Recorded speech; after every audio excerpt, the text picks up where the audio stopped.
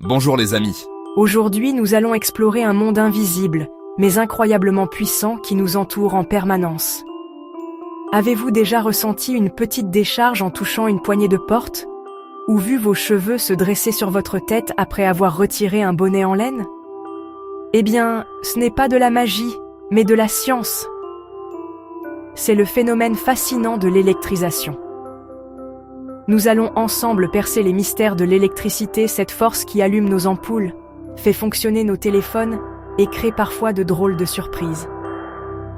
Préparez-vous, car nous partons pour un voyage au cœur de l'atome pour tout comprendre sur ce sujet pétillant. Ce que nous allons découvrir est fondamental pour comprendre le monde moderne. L'électricité n'est pas seulement dans les prises de courant de nos maisons, elle est partout, dans l'air pendant un orage, dans les batteries de nos appareils et même à l'intérieur de notre propre corps. Pour comprendre l'électricité, nous devons d'abord nous intéresser à la matière. Mais qu'est-ce que la matière au juste? C'est très simple. La matière, c'est tout ce qui nous entoure. Tout, absolument tout, est fait de matière.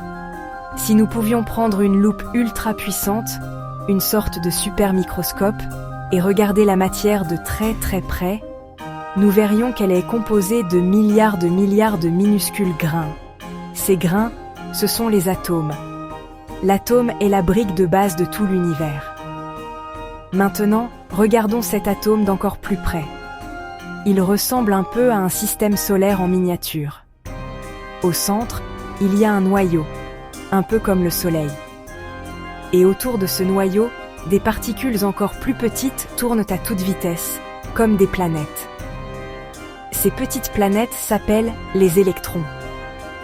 Le noyau, lui, est composé de deux autres types de particules, les protons et les neutrons.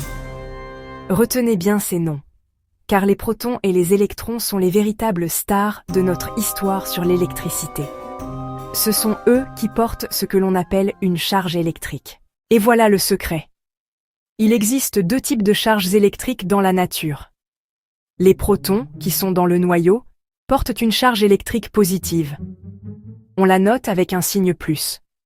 Les électrons, qui tournent autour du noyau, portent une charge électrique négative.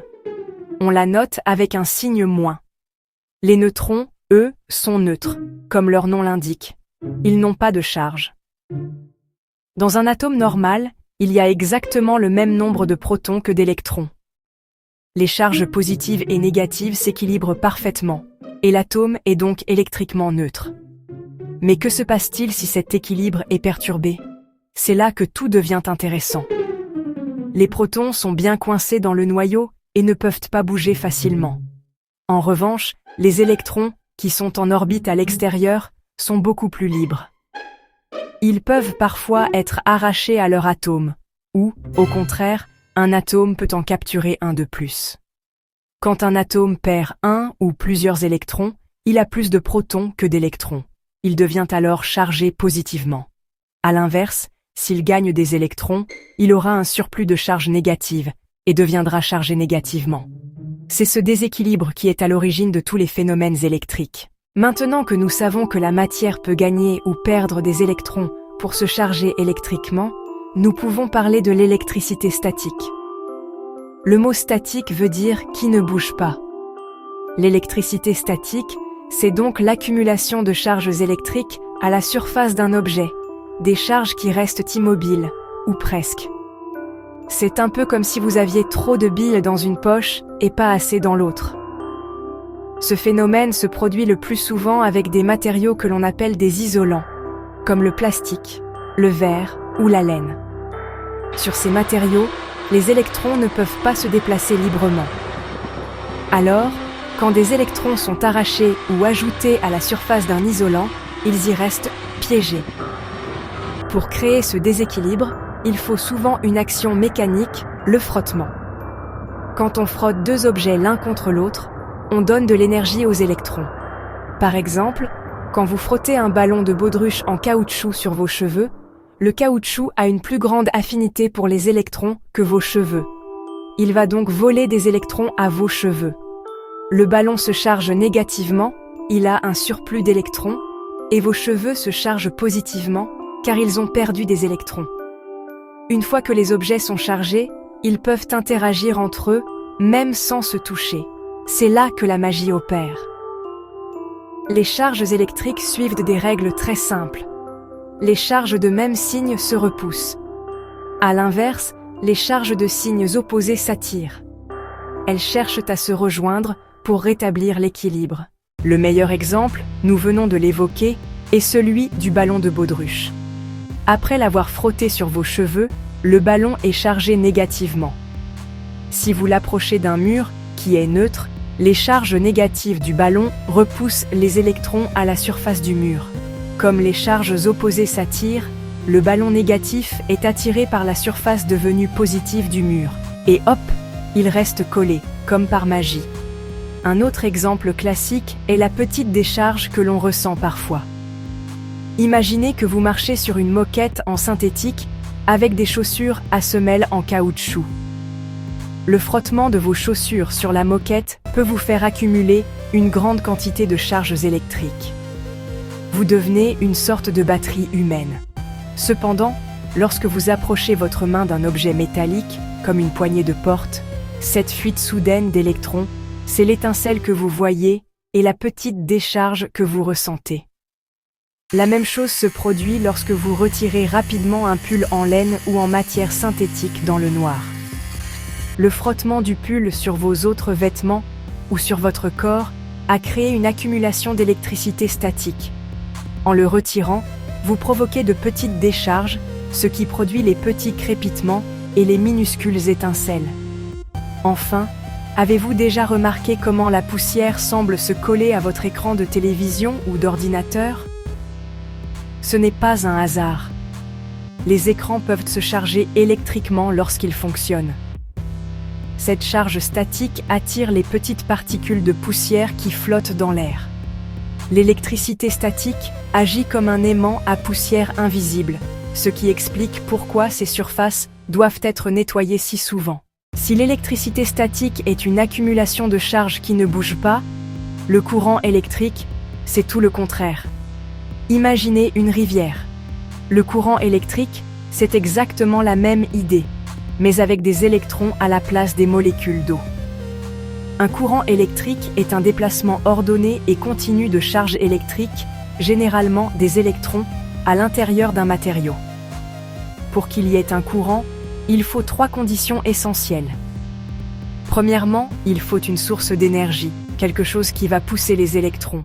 C'est le rôle d'un générateur, comme une pile ou les grandes centrales électriques. Ce générateur crée une différence de potentiel ou tension, qui agit comme une pente pour notre rivière d'électrons. Deuxièmement, il faut un chemin pour que les électrons puissent circuler. Ce chemin est ce que l'on appelle un circuit électrique. Il est généralement constitué de fils métalliques, car le métal est un excellent conducteur. Les électrons voyagent à l'intérieur de ces fils. Ils se bousculent les uns les autres, transmettant l'énergie presque instantanément. C'est pour cela que la lumière s'allume immédiatement. Enfin, troisièmement, le circuit doit être fermé. Le chemin doit former une boucle ininterrompue qui part du générateur, passe à travers les appareils et retourne au générateur. Si le circuit est ouvert, par exemple si un fil est coupé ou si l'interrupteur est en position arrêt, la boucle est rompue. Les électrons ne peuvent plus circuler, la rivière est bloquée. Le courant s'arrête instantanément. Nous avons vu que le courant électrique a besoin d'un chemin pour circuler. Mais tous les matériaux ne se comportent pas de la même manière. Il existe 2 grandes familles de matériaux, les conducteurs et les isolants. Les conducteurs sont les amis de l'électricité. Ce sont des matériaux dans lesquels les électrons peuvent se déplacer très facilement, avec très peu de résistance. Les métaux sont les meilleurs conducteurs. Le cuivre, l'aluminium, l'or et l'argent sont d'excellents exemples. Dans leurs atomes, les électrons les plus externes sont très peu liés au noyau. On les appelle des électrons libres. L'eau, surtout si elle contient des sels minéraux, comme l'eau du robinet, est aussi un bon conducteur. C'est pourquoi il est extrêmement dangereux de manipuler des appareils électriques avec les mains mouillées ou près de l'eau.